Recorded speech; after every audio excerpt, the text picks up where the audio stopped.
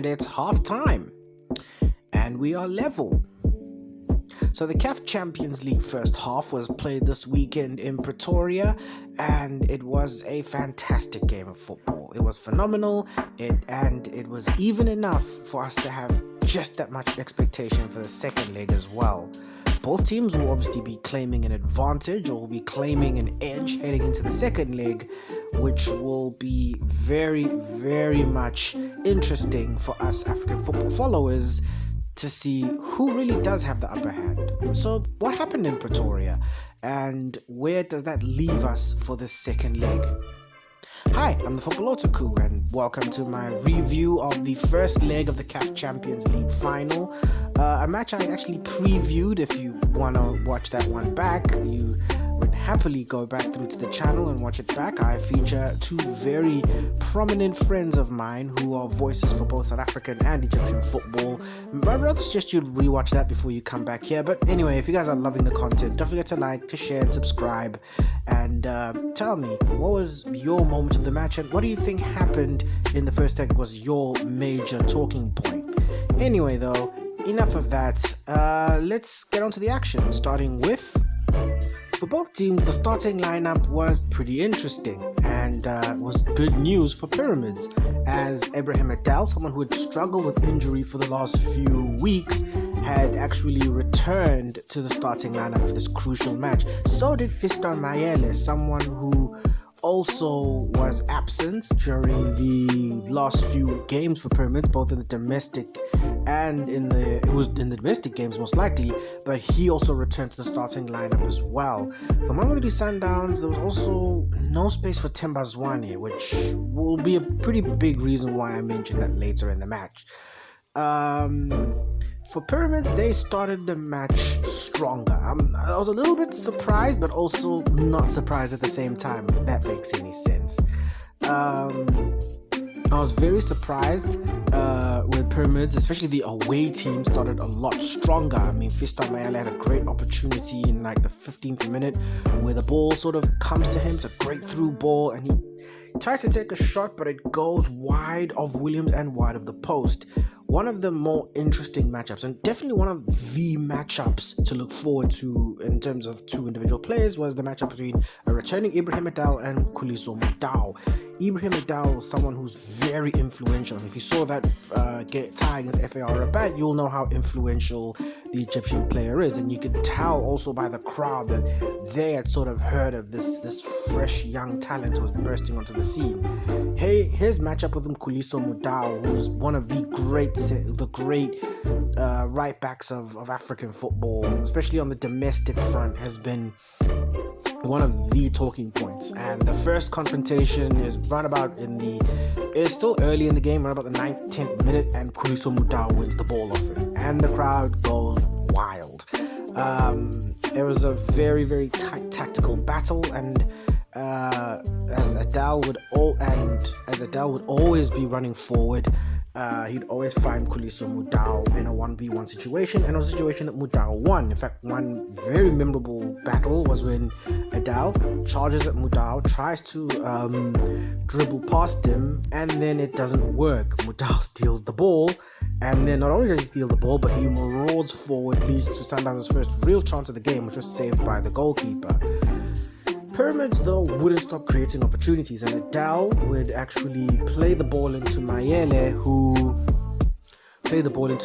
But first of all, Adel had his opportunity of his own, which was saved by Williams. The rebound, he would play into Mayele, who would hopelessly miss this. I mean, trust me, I get it. You know, Loftus is used for rugby every now and then. Well, it is used for rugby when it's not for football, but I mean, Fiston Mayele, that was the kind of shot that I think a rugby fly half would be pretty proud of. Somehow it won a corner. I don't know how. Maybe I have to watch the replay back, but somehow that won a corner. But it wouldn't stop Pyramids from creating a lot more opportunities. Mayele had another opportunity that was saved by Williams, but this time was called out for offside. Sundowns, though, would also have opportunities of their own.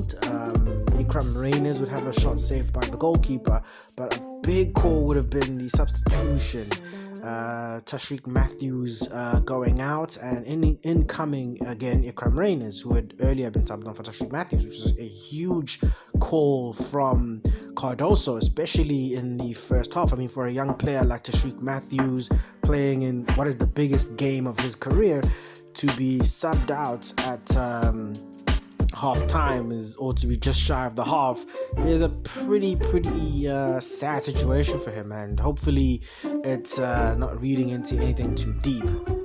Into the second half, so the teams walk in level at half time, and then we go to the second half, and that's where the breakthrough would come. I mean, it'd be a well-engineered move from Sundowns. Again, Mudau being the architect down that right flank. He would cross the ball into the area, and Ribeiro Costa takes a bit too much time with the first shot. I mean, he tries to settle himself, he tries to move it to his more favorable right foot. He takes the shot, and it's saved. And the save is, just as the move is, the save is a little bit janky from the goalkeeper, because he also has to deal with a defender who's also almost the two colliding into each other.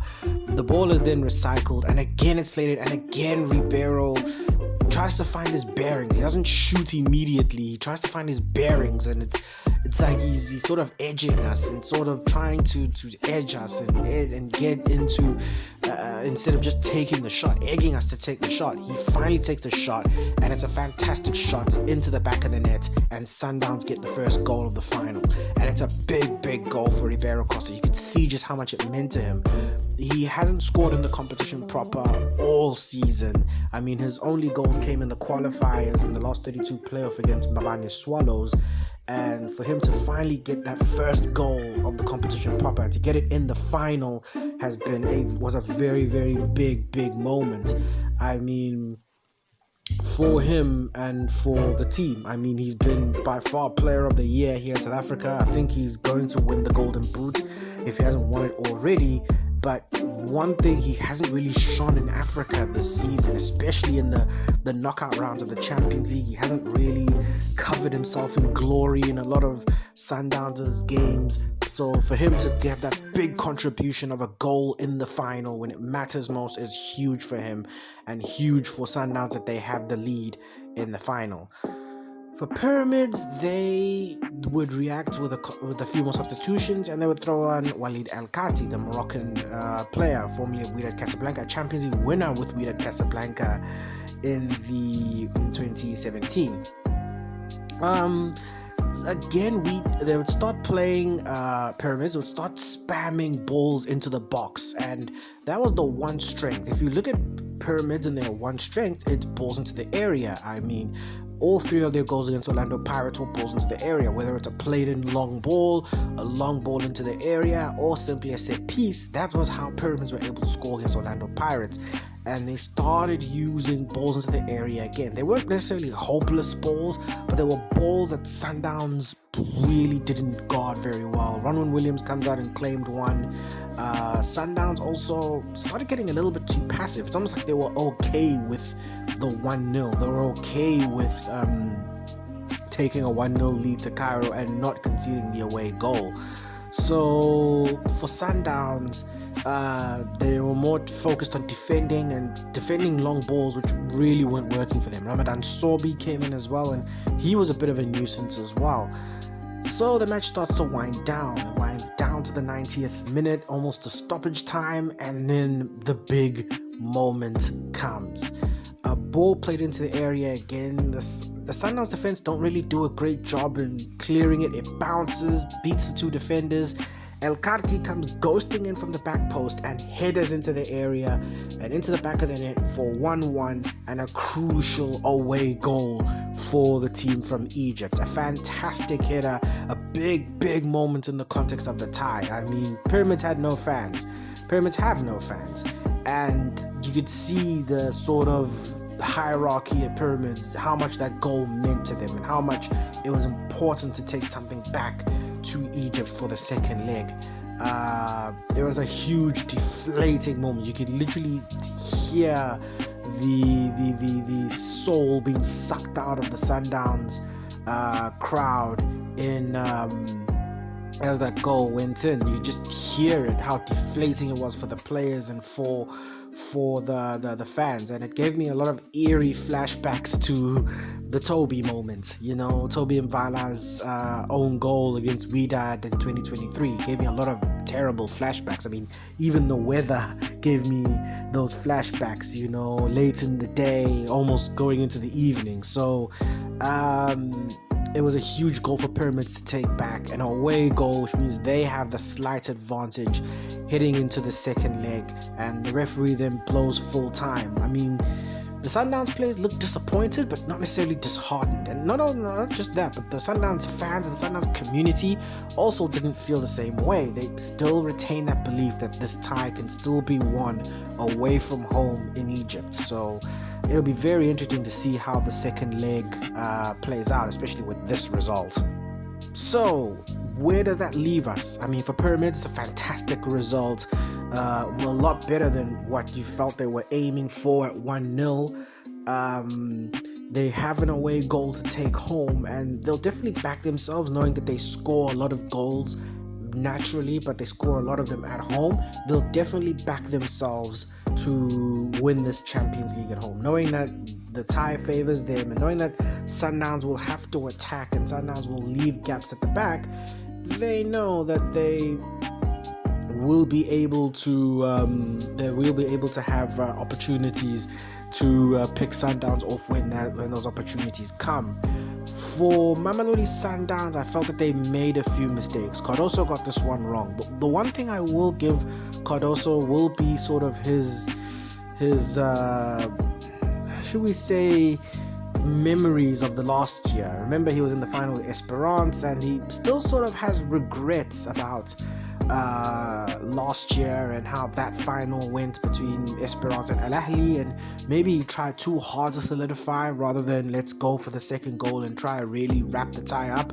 I mean, I was talking to my boy again, Mahmoud, and I told him the second goal in this tie is going to be crucial. If Sundowns got it, it would have been 2-0 and possibly tie over. If Pyramids get it, it's 1-1 and they will have the edge, and that will be very, very difficult for them to take. So Pyramids will definitely back themselves, but so will Sundowns. Cardoso, again, low-key got it tactically wrong, not playing Themba Zwane and not playing him at any juncture of the match. He kind of got this one wrong, but it's not unsalvageable. He can definitely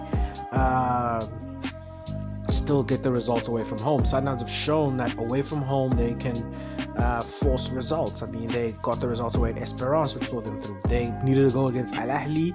They, in theory, needed a goal against Al Ahly, and they got one. So I feel if any team that could go away from home and need to get a result and essentially win a Champions League away from home, it's this Mamelodi Sundowns team.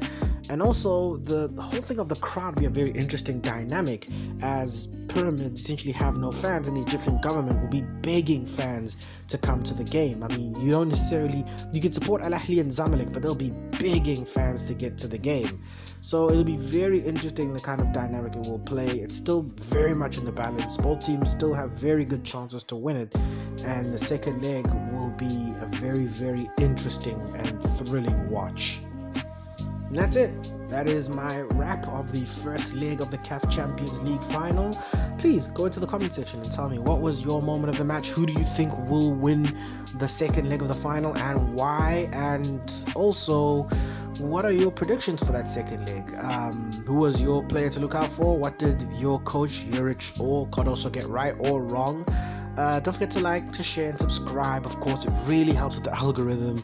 And anyway, it's been your boy, the Football Otaku, and never forget, real football always wins. Check you on the flip side. Deuces. Bye-bye.